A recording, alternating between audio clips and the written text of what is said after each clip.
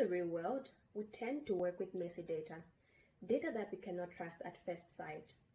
So your big data will contain erroneous values, duplicate values, missing values, outliers, name it.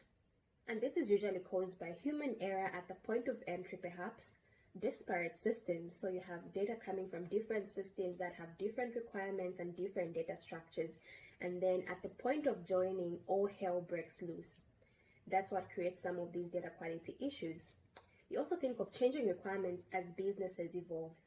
10 years ago, you needed a lean KYC, but it's 10 years later, the businesses have realized that they need more information about their customers for them to make more refined customer profiles to grow their revenues and also to engage their customers more.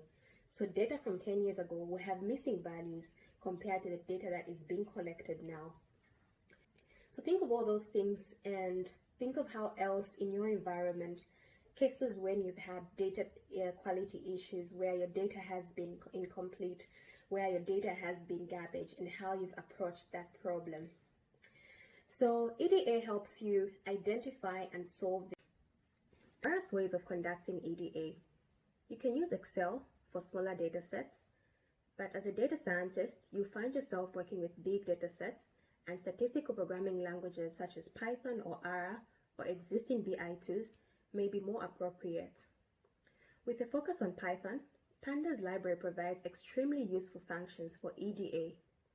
The steps that you take on each new dataset are very similar, and if you find no joy in repeating such steps, you can use the Pandas data profiling method as your first EDA step. Let me demo how this is done.